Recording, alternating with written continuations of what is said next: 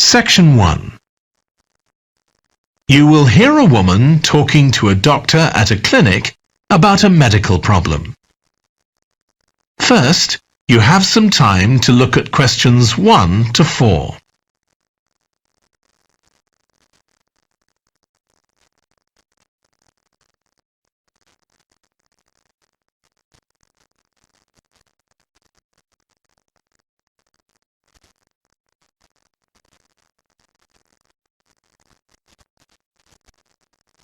You will see that there is an example that has been done for you.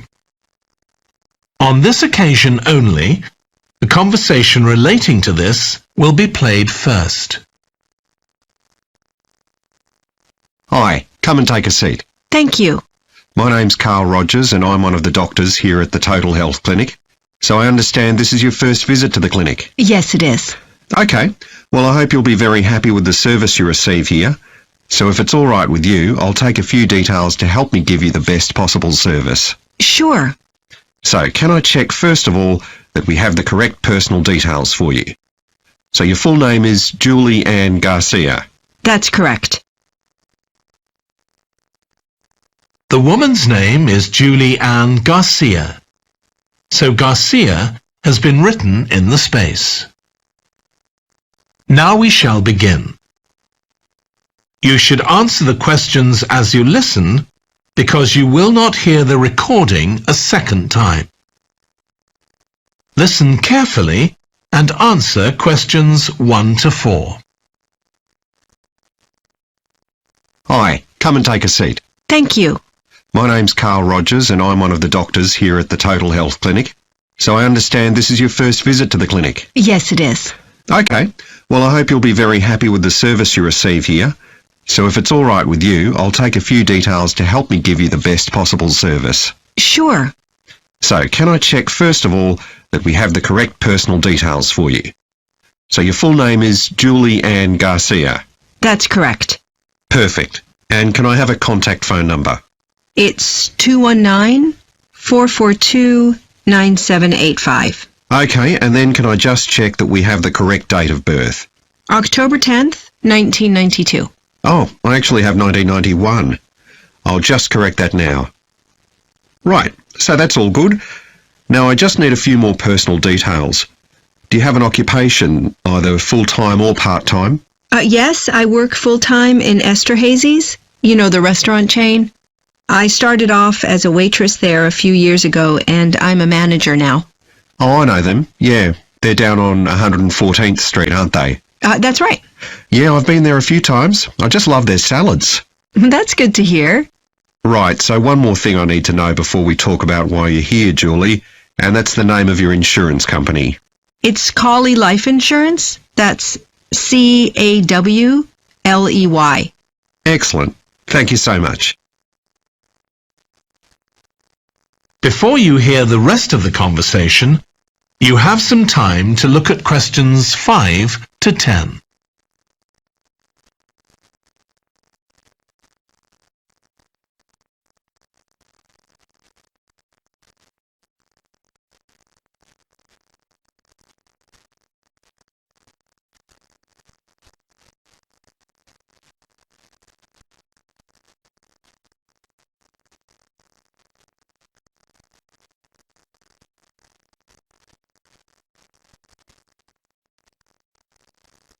Now listen and answer questions 5 to 10. Now, Julie, let's look at how we can help you. So tell me a little about what brought you here today. Well, I've been getting a pain in my knee, the left one. Not very serious at first, but it's gotten worse, so I thought I ought to see someone about it. That's certainly the right decision. So how long have you been aware of this pain? Is it just a few days, or is it longer than that? Longer. It's been worse for the last couple of days, but it's 3 weeks since I first noticed it. It came on quite gradually, though, so I kind of ignored it at first. And have you taken any medication yourself or treated it in any way? Yeah, I've been taking medication to deal with the pain, Tylenol, and that works okay for a few hours, but I don't like to keep taking it. Okay. And what about heat treatment? Have you tried applying heat at all? No, but I have been using ice on it for the last few days. And does that seem to help the pain at all? A little, yes. Good. Now, you look as if you're quite fit normally. I am, yes. So do you do any sport on a regular basis? Yes, I play a lot of tennis. I belong to a club, so I go there a lot. I'm quite competitive, so I enjoy that side of it as well as the exercise, but I haven't gone since this started. Sure. And do you do any other types of exercise? Yeah, I sometimes do a little swimming, but usually just when I'm on vacation. But normally I go running a few times a week, maybe 3 or 4 times. So your legs are getting quite a pounding, but you haven't had any problems up to now? No, not with my legs. I did have an accident last year when I slipped and hurt my shoulder, but that's better now. Excellent. And do you have any allergies? No, none that I'm aware of.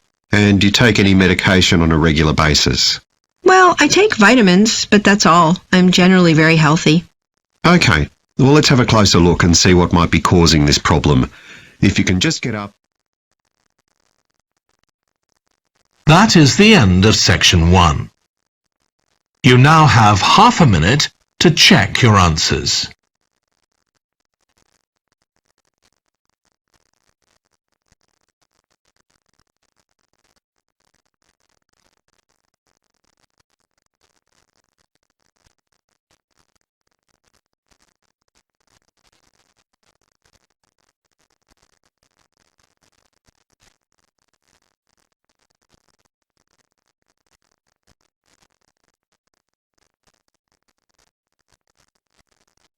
Now turn to section 2.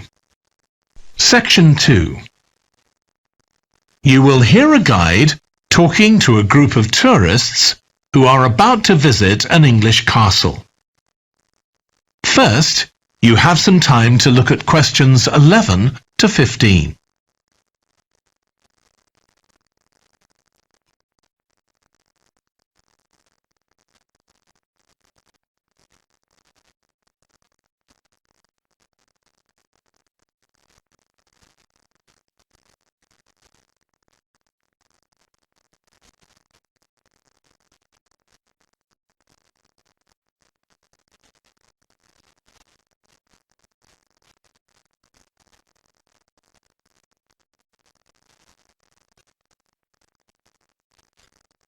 Now listen carefully and answer questions 11 to 15. We'll be arriving at Branley Castle in about 5 minutes. But before we get there, I'll give you a little information about the castle and what our visit will include. So, in fact, there's been a castle on this site for over 1100 years. The first building was a fort constructed in 914 AD for defence against Danish invaders by King Alfred the Great's daughter, who ruled England at the time. In the following century, after the Normans conquered England, the land was given to a nobleman called Richard de Vere, and he built a castle there that stayed in the de Vere family for over 400 years. However, when Queen Elizabeth I announced that she was going to visit the castle in 1576, it was beginning to look a bit run down. And it was decided that rather than repair the guest rooms, they'd make a new house for her, out of wood, next to the main hall. She stayed there for 4 nights, and apparently it was very luxurious. But unfortunately, it was destroyed a few years later by fire. In the 17th century, the castle belonged to the wealthy Fennis family, who enlarged it and made it more comfortable. However, by 1982, the Fennis family could no longer afford to maintain the castle, even though they received government support, and they put it on the market. It was eventually taken over by a company who owned a number of amusement parks. But when we get there, I think you'll see that they've managed to retain the original atmosphere of the castle. When you go inside, you'll find that in the staterooms, there are lifelike moving wax models dressed in costumes of different periods in the past, which even carry on conversations together. As well as that, in every room, there are booklets giving information about what the room was used for and the history of the objects and furniture it contains. The castle park's quite extensive, At one time, sheep were kept there, and in the 19th century the owners had a little zoo with animals like rabbits and even a baby elephant. Nowadays the old zoo buildings are used for public displays of paintings and sculpture. The park also has some beautiful trees, though the oldest of all, which dated back 800 years, was sadly blown down in 1987. Now you're free to wander around on your own until 4:30, but then at the end of our visit we'll all meet together at the bottom of the great staircase. We'll then go on to the long gallery, where there's a wonderful collection of photographs showing the family who owned the castle 100 years ago having tea and cakes in the conservatory. And we'll then take you to the same place where afternoon tea will be served to you. Before you hear the rest of the talk, you have some time to look at questions 16 to 20.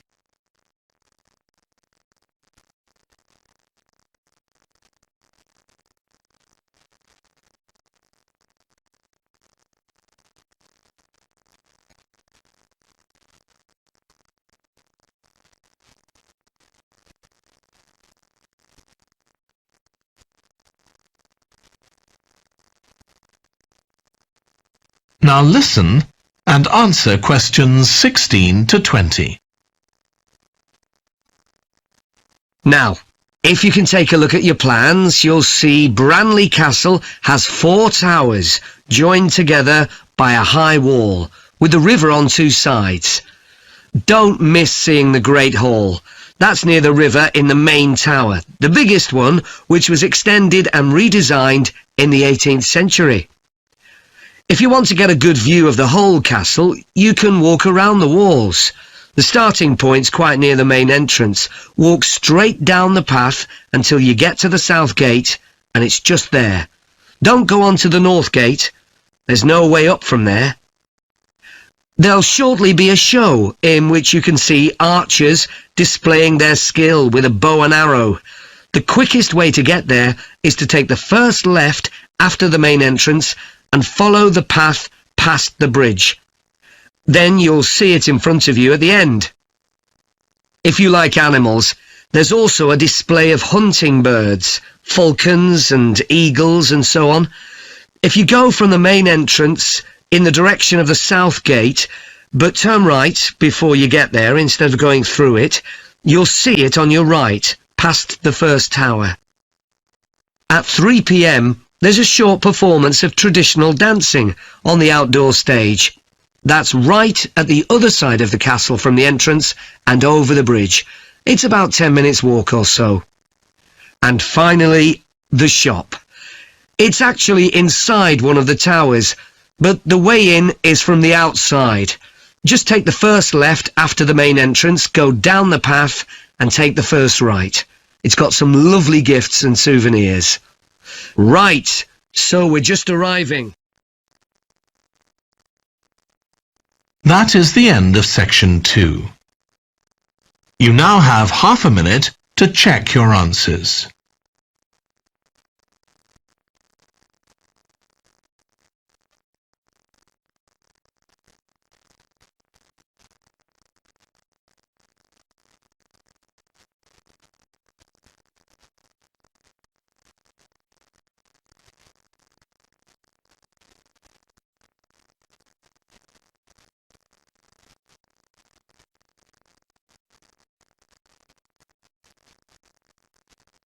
Now turn to section 3. Section 3. You will hear 2 environmental science students, called Rosie and Martin, discussing their presentation on an extinct animal called the woolly mammoth with their tutor. First, you have some time to look at questions 21 to 24.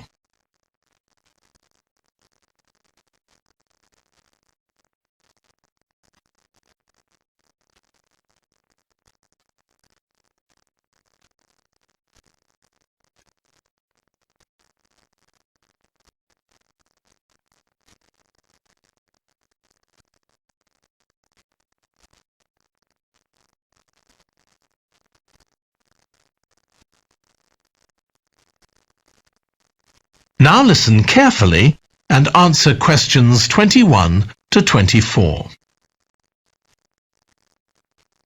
So, Rosie and Martin, let's look at what you've got for your presentation on woolly mammoths. OK, we've got a short outline here. Thanks. So, it's about a research project in North America. Yes, but we thought we needed something general about woolly mammoths in our introduction to establish that they were related to our modern elephant, and they lived thousands of years ago in the last ice age. Maybe we could show a video clip of a cartoon about mammoths, but that'd be a bit childish. Or we could have a diagram. It could be a timeline to show when they lived, with illustrations. Or we could just show a drawing of them walking in the ice. No, let's go with your last suggestion. Good. Then you're describing the discovery of the mammoth tooth on St. Paul's Island in Alaska and why it was significant. Yes, the tooth was found by a man called Russell Graham. He picked it up from under a rock in a cave. He knew it was special. For a start, it was in really good condition, as if it had been just extracted from the animal's jawbone. Anyway, they found it was 6,500 years old. So why was that significant? Well, the mammoth bones previously found on the North American mainland were much less recent than that, so this was really amazing. Then we're making an animated diagram to show the geography of the area in prehistoric times. So, originally, St. Paul's Island wasn't an island. It was connected to the mainland, and mammoths and other animals, like bears, were able to roam around the whole area. Then the climate warmed up and the sea level began to rise, and the island got cut off from the mainland. So those mammoths on the island couldn't escape. They had to stay on the island. And in fact, the species survived there for thousands of years after they'd become extinct on the mainland. So why do you think they died out on the mainland? No one's sure. Anyway, next we'll explain how Graham and his team identified the date when the mammoths became extinct on the island. They concluded that the extinction happened 5,600 years ago, which is a very precise time for a prehistoric extinction. It's based on samples they took from mud at the bottom of a lake on the island.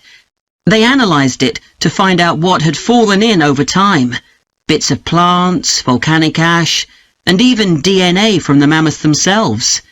It's standard procedure, but it took nearly 2 years to do. Before you hear the rest of the discussion, you have some time to look at questions 25 to 30.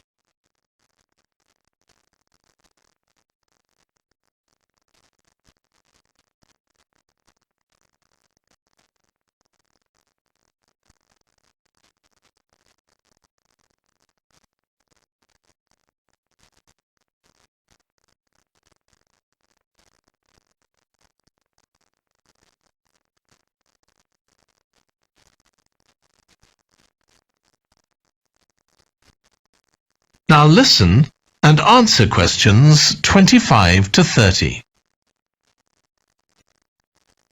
So why don't you quickly go through the main sections of your presentation and discuss what actions needed for each part? Okay, so for the introduction, we're using a visual. So once we've prepared that, we're done. I'm not sure. I think we need to write down all the ideas we want to include here, not just rely on memory. How we begin the presentation is so important. You're right. The discovery of the mammoth tooth is probably the most dramatic part, but we don't have that much information, only what we got from the online article. I thought maybe we could get in touch with the researcher who led the team and ask him to tell us a bit more. Great idea. What about the section with the initial questions asked by the researchers?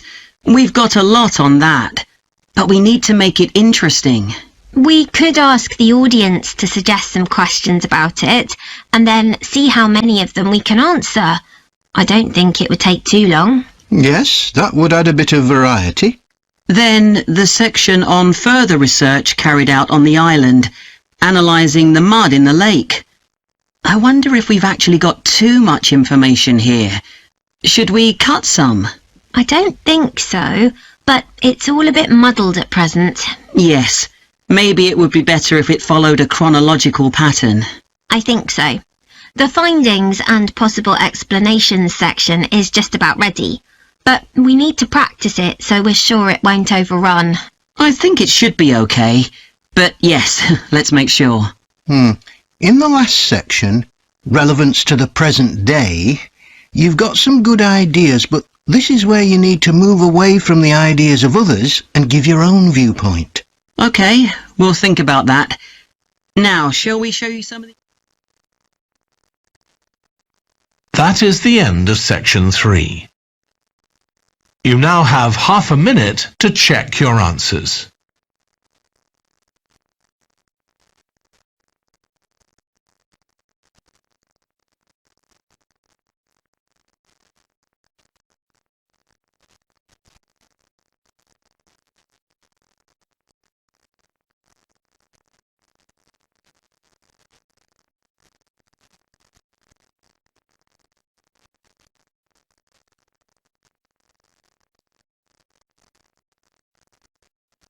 Now turn to section 4.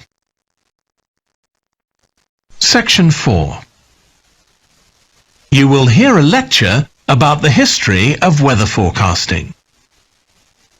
First, you have some time to look at questions 31 to 40.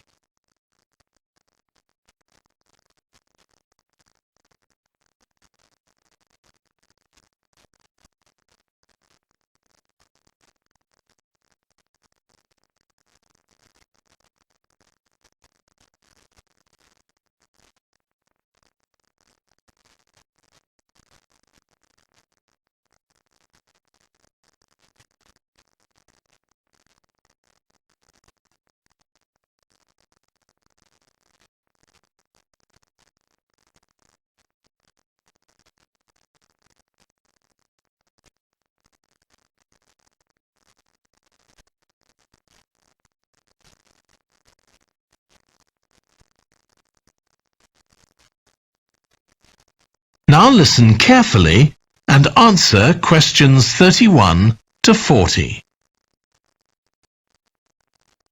In this series of lectures about the history of weather forecasting, I'll start by examining its early history. That'll be the subject of today's talk. Okay, so we'll start by going back thousands of years. Most ancient cultures had weather gods, and weather catastrophes, such as floods, played an important role in many creation myths. Generally, weather was attributed to the whims of the gods, as the wide range of weather gods in various cultures shows. For instance, there's the Egyptian sun god Ra, and Thor, the Norse god of thunder and lightning. Many ancient civilizations developed rites such as dances in order to make the weather gods look kindly on them. But the weather was of daily importance. Observing the skies and drawing the correct conclusions from these observations was really important. In fact, their survival depended on it. It isn't known when people first started to observe the skies, but at around 650 BC, the Babylonians produced the first short-range weather forecasts, based on their observations of clouds and other phenomena. The Chinese also recognized weather patterns, and by 300 BC, astronomers had developed a calendar which divided the year into 24 festivals, each associated with a different weather phenomenon. The ancient Greeks were the first to develop a more scientific approach to explaining the weather. The work of the philosopher and scientist Aristotle in the 4th century BC is especially noteworthy, as his ideas held sway for nearly 2,000 years. In 340 BC, he wrote a book in which he attempted to account for the formation of rain, clouds, wind, and storms. He also described celestial phenomena such as halos, that is, bright circles of light around the sun, the moon, and bright stars, and comets. Many of his observations were surprisingly accurate. For example, he believed that heat could cause water to evaporate, but he also jumped to quite a few wrong conclusions, such as that winds are breathed out by the earth. Errors like this were rectified from the Renaissance onwards.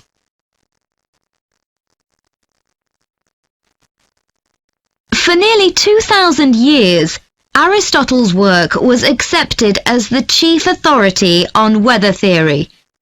Alongside this, though, in the Middle Ages, weather observations were passed on in the form of proverbs, such as red sky at night, shepherd's delight, red sky in the morning, shepherd's warning. Many of these are based on very good observations and are accurate, as contemporary meteorologists have discovered. For centuries, any attempt to forecast the weather could only be based on personal observations. But in the 15th century, scientists began to see the need for instruments. Until then, the only ones available were weather vanes to determine the wind direction and early versions of rain gauges. One of the first, invented in the 15th century, was a hygrometer, which measured humidity. This was one of many inventions that contributed to the development of weather forecasting. In 1592, the Italian scientist and inventor Galileo developed the world's first thermometer. His student Torricelli later invented the barometer, which allowed people to measure atmospheric pressure.